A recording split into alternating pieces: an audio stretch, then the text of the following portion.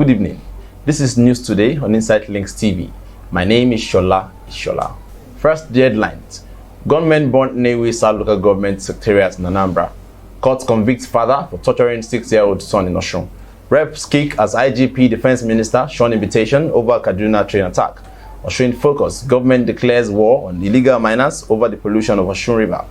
On the foreign scene, 12 Nigerians indicted by United States FBI global operations for multi-million-dollar fraud.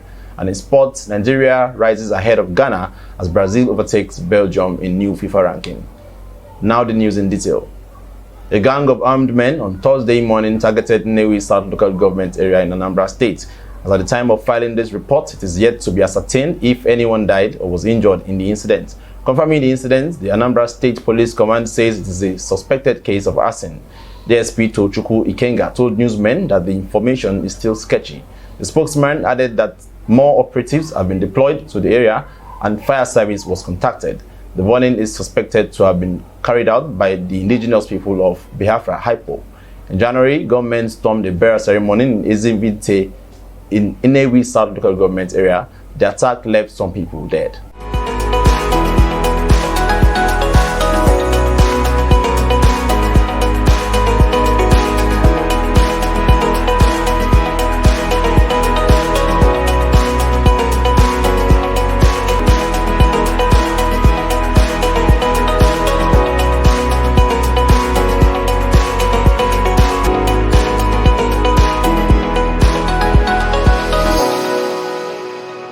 Now showing focus as part of efforts towards sanitizing the state's resources climate, the government of the state of Osun has read the Riot Act to mineral resources exploiters and defaulters of environmental standard in the state to forthwith comply with the government's regulation or face legal action.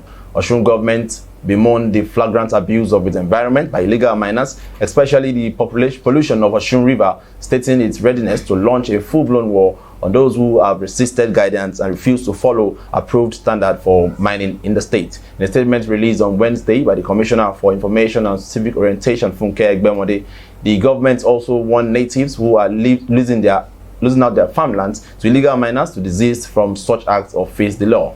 According to the government, Osun is the proud host of one of Nigeria's UNESCO World Heritage Sites, that is the Sacred Grove in Osogbo, through which the sacred Osun River winds. The Itola administration has been committed to maintaining and promoting the state as a tourist destination as one of its 3 pillars of economic growth and diversification. Central to this is the eco-cultural tourism in the annual pilgrimage to the Sacred Grove, a major milestone in Osun's calendar. The second pillar of the Itola's administration's blueprint for Osun is agriculture, and the third is mining, a symbiotic tripod for the Osun economic agenda. She further explained that the state government mining blueprints are sought through a combination of enforcement and formalization via registration and capacity development of artisanal miners to mitigate the degradation caused by the mining. The state's policy of inviting responsible commercial mining can be seen in Segulola's Resources Operating Limited, Nigeria's first commercial gold mine owned by the Tor Exploration, a Toronto Stock Exchange listed company committed to ESG principles. Other mining companies have partnered with the state as the state tries to make Osun a designation for sustainable investment. While these achievements present the state's proactive policies designed to change the mining landscape, the state continues to deal with scourge of illicit and irresponsible mining that is causing the pollution of the Osun River.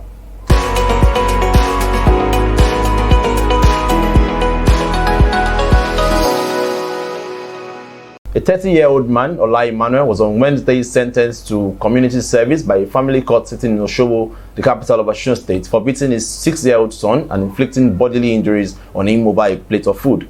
The man, said to be a single parent, was arraigned by the State Command of the Nigerian Security and Civil Defense Corps (NSCDC) for torturing the child after he ate his father's portion of the beans Emmanuel prepared. Emmanuel was accused of abusing his son at his residence at number 2 Temitope Street, Okeoniti, Osogbo. NSCDC said the victim had been out of the school due to the inability of his father to pay his school fees. According to the prosecution, the defendant prepared beans, served the little boy his own portion, and kept the remaining for himself. But upon return from work, he discovered that his son had finished all the food. The act, according to the prosecution, infuriated the man, which made him beat the boy mercilessly with a cable and inflicted injuries on his body. He it was learned that a concerned neighbor raised the alarm and contacted the area commander of NSCDC, who subsequently arrested the defendant. The prosecution also alleged that the boy had been subjected to regular torture and abuse by his father, and that the bodily wounds on the body of the boy served as evidence of the torture. After investigation by the anti-human trafficking, irregular migration, and gender-based units of the corps, the defendant was prosecuted. Emmanuel pleaded guilty as charged and was sentenced to 24 hours community service for conviction. The court ordered that the boy be remanded in the custody of Osun State Government's Children's Home. In an interview, the convict accused the son of greed, picking up things that does not belong to him, and that such attitude provoked him to punish the boy. Members of the House of Representatives have expressed dissatisfaction with the attitude of heads of agencies invited to the lower legislative chamber over the recent attacks on a train in Kaduna. Idris Wase, the Deputy Speaker of the House, spoke at a meeting on Wednesday over the failure of some government officials to honor the invitation of the lawmakers. The lower legislative chamber had invited Babangana Munguno, retired National Security Advisor, Bashir Magashi, Minister of Defense, Isiaka Amao, Chief of Air Staff, Yusuf Bichi, Director General of Department of State Security Service, Usman Baba, Inspector General of Police, Adi Sirika, Minister of Aviation, and Rotimi Amechi, Minister of Transportation. Also invited were the Director General, Nigeria Civil Aviation Authority, Managing Director, Federal Airport Authority of Nigeria, Managing Director, Nigeria Airspace Management Agency, and General Manager, Nigeria Railway Corporation. However, at the meeting on Wednesday, the public officials were absent and sent in their representative instead. Wasi expressed displeasure over the non-appearance of the invited public officials and declined to allow their representative to make presentations. He said that the House does not have any doubts regarding the representatives being operational officers, adding that they have the intel in terms of what has to be done. He said that he is constrained as the Deputy Speaker to continue the meeting because the accounting officers are the ones that are supposed to be there, while the representatives give them the necessary support. On the foreign scene, the Federal Bureau of Investigation, FBI, and its partners across the globe, via the Operation Eagle Sweep, have arrested 12 Nigerians in connection with the business email compromise (BEC) scheme, running into millions of dollars. The BEC scheme, according to a statement by the FBI, targets employees of businesses that makes payment through wire transfer. The suspect, according to the statement, swindled over 500 United States victims with losses exceeding $51 million. The global crackdown, codenamed Operation Eagle Sweep, was carried out over a 3-month period starting in September 2021. According to the statement, 65 other suspects were arrested in the United States, 8 in South Africa, 2 in Canada, and 1 in Cambodia. Abba Kyari, the suspended Deputy Commissioner of Police in Nigeria, was declared wanted in the United States for alleged involvement in a $1.1 million scam carried out by a notorious internet scammer, Rahman Abbas, also known as Hush Puppy. The FBI statement reads, following on the success of the Operation War Wire and Operation Rewired, the FBI conducted another significant coordinated effort to disrupt business email compromise scheme that intercepts and steal wire transfers sent by businesses and individuals. The United States Department of Justice and international law enforcement partners carried out Operation Eagle Sweep over a 3-month period and arrested 65 suspects in the United States and overseas, including 12 in Nigeria, 8 in South Africa, and 2 in Canada, 1 in Cambodia. In parallel with Operation Eagle Sweep, Australia, Japan, and Nigeria conducted local operations targeting BEC actors. BEC is a sophisticated scam that often targets employers of businesses that makes payments through wire transfer. These skilled scammers usually gain access to a company's email accounts or spoof their email addresses to send legitimate sounding and well-timed requests for wire transfer. The bank accounts provided for the transfers, however, are controlled by the criminals. The same criminal organizations that carry out BEC also exploit individuals, often real estate purchasers and the elderly. This financial devastating scheme not only victims but also affect the global economy. According to the Internet Crime Complaint Center, victims of BEC and a similar scheme called email account compromise reported nearly $2.4 billion in losses in 2021.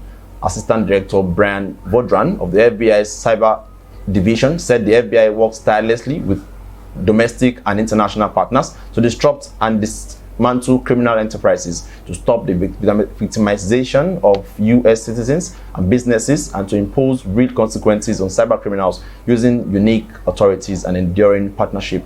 Operation Eagle Sweep's success is directly attributed to global reach and worldwide partnership. The message to criminals involved in the BEC scheme will remain clear. We will pursue you no matter where you may be. The public will deserve nothing less. The operation was carried out in conjunction with Nigerian Economic and Financial Crimes Commission (AFCC), South African Police Service, Toronto Police Service, Cambodia National Police, Australian Federal Police, New South Wales Police, Victoria Police, Tasmania Police, Queensland Police, Northern Territory Police, South Australia Police, Western Australian Police, the Australian Criminal Intelligence Commission, Australian Cyber Security Centre. Others are the Australian Transaction Reports and Analysis Centre, National Police Agency of Japan, National Cyber Forensic and Training Alliance, and the Microsoft Corporation's Digital Crimes Unit. In sport, the Super Eagles of Nigeria are ahead of the Black Stars of Ghana in the latest FIFA World Ranking. The Super Eagles are now the 30th best team in the world in the match ranking published by FIFA on Thursday. Ghana, meanwhile, is the 60th best team in the world, while Teranga Lions of Senegal are number 1 in Africa and now the 20th best team in the world. Behind Senegal are Morocco, the 2nd best team in Africa, while Nigeria is the 3rd best team in Africa. Behind Nigeria are Egypt, Tunisia, and Cameroon in 4th, 5th, and 6th place respectively. However, Brazil is the number 1 best team in the world, followed by Belgium, France, Argentina, England, Italy, Spain, Portugal, Mexico, Netherlands, making the top 10. Others that made the list from 11 to 20 position are Denmark, Germany, Uruguay, Switzerland, USA, Croatia, Colombia, Wales, Sweden, and Senegal. And that's the news today on Inside Links TV. My name is Shola Ishola. Good evening.